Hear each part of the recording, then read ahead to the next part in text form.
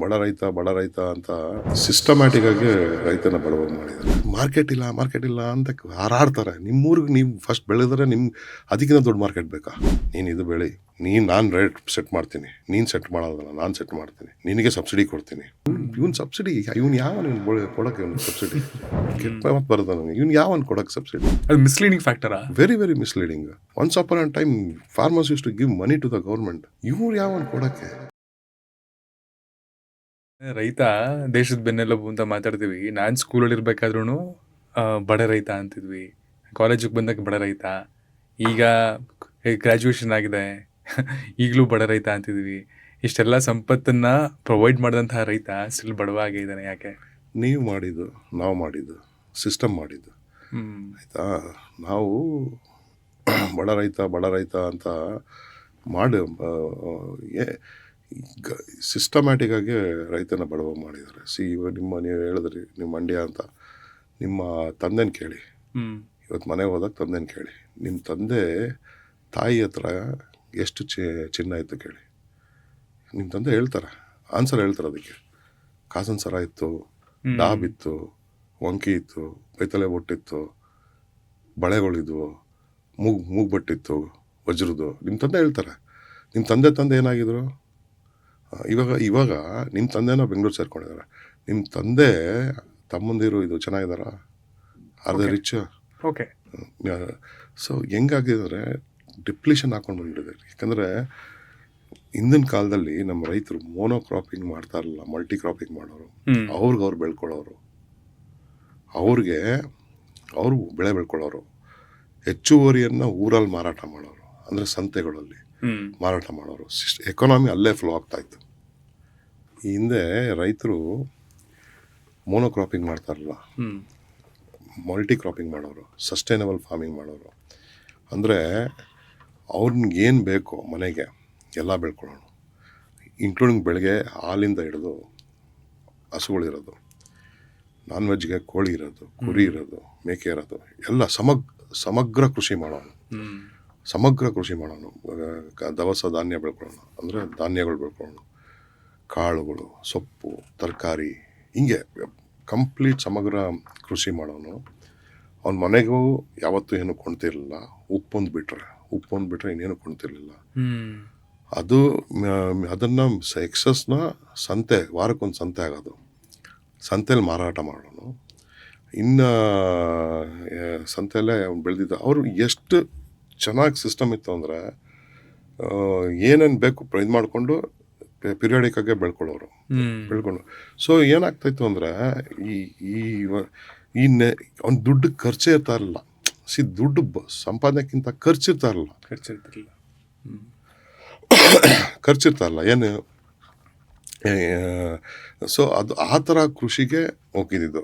ಮತ್ತು ಏನು ಅವನು ಫೀಲ್ಡಲ್ಲಿ ಬೆಳ್ಕೊಳ್ಳೋನು, ರಾಗಿ, ಭತ್ತ, ಕಾಳುಗಳು, ಅದ್ರಲ್ಲಿ 100 kg ಬೆಳೆದ್ರೆ 30 kg 33 kg ಕಲೆಕ್ಟ್ ಮಾಡೋರು. ಹಳ್ಳಿಯಲ್ಲಿ ಪಾಳೆಗಾರರು ಅಂತ ಇರ್ತಾಯಿದ್ರು, ಇಲ್ಲ ಊರಲ್ಲಿ ಗೌಡ್ರು ಅಂತ ಇರೋದು, ರಾಜರ ಕೆಳಗಡೆ ಇರೋರು. ಪಾಳೆಗಾರರ ಕೆಳಗಡೆ ಊರನ್ನ ಗೌಡ ಇರೋನು, ಶಾನ್ಭೋಗ ಅಂತ ಹೇಳ್ತಾರೆ. ಆ ಶಾನ್ಭೋಗ್ರು ಕಲೆಕ್ಟ್ ಮಾಡೋರು, ಯಾರು ಬೆಳೆದ್ರೆ ಊರಲ್ಲೇ ಇರೋರಲ್ಲ, ಅದನ್ನು ರಾಜಂಗೆ ಕಳಿಸೋರು. ಅದು ಅಷ್ಟು ಕೊಟ್ಟು ಸಂಪತ್ತಿರೋದು, ಖರ್ಚಿರ್ತಾರಲ್ಲ. ಸೊ ಏನೇ ಮಾರಾಟ ಮಾಡಿದ್ರು ದುಡ್ಡು ಯಾವಾಗಲೂ ಇನ್ಕಮಿಂಗೆ, ಔಟ್ ಗೋಯಿಂಗ್ ಇರಲಿಲ್ಲ. ಅಲ್ಲಿ ಊರಲ್ಲೂ ಅಷ್ಟೇ, ನಿಮಗೆ ಮಡಿಕೆ ಇರ್ಬೋದು, ಪಾತ್ರೆ ಇರ್ಬೋದು, ಇದೆಲ್ಲ ಸೆಲ್ಫ್ ಸಸ್ಟೈನ್ ಸರ್ಕ್ಯುಲರ್ ಎಕಾನಮಿ ಅದು. ಇವತ್ತು ಹಂಗಿಲ್ಲ. ಇವತ್ತೇನು ನಿಮ್ಮ ಊರಲ್ಲೇ ತೊಗೊಂಡ್ರೆ ಮಾರ್ಗೊಂಡಹಳ್ಳಿಲಿ 90% ತೆಂಗೆ, ಇನ್ನು 90% ಕಬ್ಬು, ಇನ್ನು ತೆಂಗು. ಎಲ್ಲೋ ಶಿವಣ್ಣಗೌಡರು ಅಂತ ಇದ್ದಾರೆ ಮಾರ್ಗೊಂಡಹಳ್ಳಿ, ಆರ್ಗ್ಯಾನಿಕ್ ಫಾರ್ಮರ್ ನಮ್ಮ ಜೊತೆ ಇರೋದು. ಅಂತ ಒಂದು 4-5 ಜನ, ಒಂದು 10 ಜನ ಬಿಟ್ಟರೆ ಸಮಗ್ರ ಕೃಷಿ ಮಾಡ್ತಾರೆ. ಮಿಕ್ಕಿದವರೆಲ್ಲ ಸೇಮ್ ಕಬ್ಬು ಮಾಡ್ತಾರೆ. ಏನು ಮಾಡ್ತಾರೆ? ಕಬ್ಬು ಅವ್ರ ಮನೆಗೆ ಏನು ಯೂಸು? ಅವ್ರ ಮನೆಗೆ ಅಟ್ಲೀಸ್ಟ್ ಬೇಸಿಕ್ ಸೊಪ್ಪು ಬೆಳ್ಕೊಂಡಿದಾರ, ತರಕಾರಿ ಬೆಳ್ಕೊಂಡಿದಾರ. ಈಗ ಮಾರ್ಗೊಂಡು ಹೆಂಗೆ ಅಂದರೆ, ಇದು ತುಂಬ ಮ್ಯಾಥಮೆಟಿಕಲಿ ನೀವು ಯೋಚನೆ ಮಾಡಬೇಕು. ಮಾರ್ಗೊಂಡಹಳ್ಳಿಲಿ 1000 ಮನೆ ಇದೆ, ಕರೆಕ್ಟಾ? 1000 ಮನೆ ಅಂದರೆ ಅದರಲ್ಲಿ 250 300 ಮನೆಗಳು ಲ್ಯಾಂಡ್ ಓನರ್ಸ್, ಕರೆಕ್ಟಾ? ಇನ್ನು 700 ಫ್ಯಾಮಿಲಿ ಇವ್ರ ಫ್ಯಾಮಿಲಿ ಮೇಲೆ ಇವ್ರ ಲ್ಯಾಂಡ್ ಮೇಲೆ ಡಿಪೆಂಡ್ ಆಗಿದೆ. ಅಂದರೆ ಅಲ್ಲಿ ಕೆಲಸ ಮಾಡ್ತಾರೆ, ಮತ್ತೊಂದು ಮಾಡ್ತಾರೆ ಅಲ್ಲಿ ಇದು. ಈ 300 ಮನೆಗಳು ನಿಮ್ಮ ಊರಲ್ಲಿ ಏನಿಲ್ಲ ಅಂದರೂ ನನಗೆ ಗೊತ್ತಿರೋಂಗೆ ಒಂದು 700-800 ಎಕರೆ ಇಟ್ಕೊಂಡಿದ್ದಾರೆ. ಕರೆಕ್ಟಾ? 700-800 ಎಕರೆ ಅಷ್ಟೇ ಊರಿಗೆ.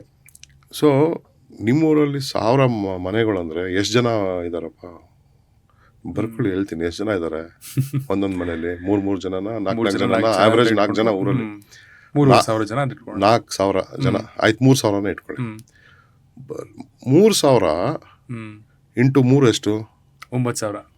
9,000 ಇಂಟು 365 ಎಷ್ಟು? 33 ಲಕ್ಷ ಸಮಥಿಂಗ್. 34-35 ಲಕ್ಷನ ಊಟ. 35 ಲ್ಯಾಕ್ ಮೀಲ್ಸು ಒಂದು ವರ್ಷಕ್ಕೆ ಬೇಕು ನಿಮ್ಮೂರಲ್ಲಿ. 35 ಲಕ್ಷ ಅಂದರೆ ಬೆಳಗ್ಗೆ ತಿಂಡಿ, ಮಧ್ಯಾಹ್ನ ಊಟ, ರಾತ್ರಿ. 35 ಲಕ್ಷ ಊಟ ವರ್ಷಕ್ಕೆ ಬೇಕು. ನಿಮ್ಮಲ್ಲಿರೋ 700 ಎಕರೆಲಿ ಅಷ್ಟು ಊಟ ಪ್ರೊಡ್ಯೂಸ್ ಮಾಡೋಕ್ಕಾಗತ್ತಾ?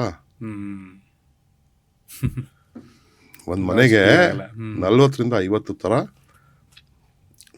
ವೆಜಿಟೇಬಲ್ಸು ಇದೆಲ್ಲ ಸೇರಿ ಬೇಕು ಒಂದು ತಿಂಗಳಿಗೆ ಪ್ರೊಡ್ಯೂಸು.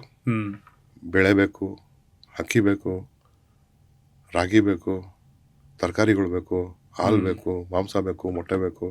ಲೆಕ್ಕ ಹಾಕೊಂಡೋಗಿ 60-70. ಅದರಲ್ಲಿ ಕನಿಷ್ಠ ಪಕ್ಷ 50-55 ಥರ ಬೆಳ್ಕೋಬೋದು ಊರಲ್ಲೇ. ಊರಿಗೆ ಮಾರ್ಕೆಟ್ ಇಲ್ಲ ಅಂತ ಹಾರಾಡ್ತಾರೆ. ನಿಮ್ಮೂರಿಗೆ ನೀವು ಫಸ್ಟ್ ಬೆಳೆದ್ರೆ ನಿಮ್ಗೆ ಅದಕ್ಕಿಂತ ದೊಡ್ಡ ಮಾರ್ಕೆಟ್ ಬೇಕಾ? ಏನು ಮಾಡ್ತಾರೆ? ಎಲ್ರಿಗೂ ಕಬ್ಬು ಬೆಳೆಯಕ್ಕೆ ಹೇಳಿದ್ರು. ಕಬ್ಬು ಹೇಳಿದ್ರು ಅಂತಾರಲ್ಲ, ಹೇಳಿದ್ ಯಾರು? ಸಿಸ್ಟಮ್ ಹಂಗಂದ್ರೆ ಸಿಸ್ಟಮ್ ಹೆಂಗಾಯ್ತು? ಹಿಂದಿನ ಕಾಲದಲ್ಲಿ ರಾಜರು ಯಾವತ್ತೂ ಡಿಕ್ಟೇಟ್ ಮಾಡ್ತಾರಲ್ಲ. ರಾಜನ ಕೆಲಸ ಏನೋ ಇನ್ಫ್ರಾಸ್ಟ್ರಕ್ಚರ್ ಕೊಡೋದು, ಪ್ರೊಟೆಕ್ಷನ್ ಕೊಡೋದು. ನೀನು ಬೆಳಿ, ನಾನು ನಿನ್ಗೆ ಈ ಸಲ ಕೊಡ್ತಾಯಿನಿ, ನನಗೆ ಇಷ್ಟು ಕೊಡು ಪೀರಿಯಡ್. ಇವತ್ತು ಆ ಸಿಸ್ಟಮ್ ಇಲ್ಲ. ನೀನು ಇದು ಬೆಳಿ, ನಾನು ರೇಟ್ ಸೆಟ್ ಮಾಡ್ತೀನಿ, ನೀನು ಸೆಟ್ ಮಾಡೋದಲ್ಲ, ನಾನು ಸೆಟ್ ಮಾಡ್ತೀನಿ, ನಿನಗೆ ಸಬ್ಸಿಡಿ ಕೊಡ್ತೀನಿ. ಅಂದರೆ ಸಬ್ಸಿಡಿ ಬೆಂಬಲ ಬೆಲೆಯಿಂದನೇ ಯಾವನಿಗೆ ಬೇಕು? ಯಾರಿಗೆ ಇವನು ಸಬ್ಸಿಡಿ? ಇವನು ಯಾವನು ಇವನು ಕೊಡೋಕ್ಕೆ? ಇವನು ಸಬ್ಸಿಡಿ ಕೆಟ್ಟ ಬರ್ತದೆ ನನಗೆ. ಇವನು ಯಾವನು ಕೊಡೋಕ್ಕೆ ಸಬ್ಸಿಡಿ? ಇವನು ಯಾವನು ಹೇಳೋಕ್ಕೆ? ಅದು ಮಿಸ್ಲೀಡಿಂಗ್ ಫ್ಯಾಕ್ಟರಾ? Very very misleading. Once upon a time farmers use to give money to the government. ಇವ್ರು ಯಾವನು ಕೊಡೋಕ್ಕೆ?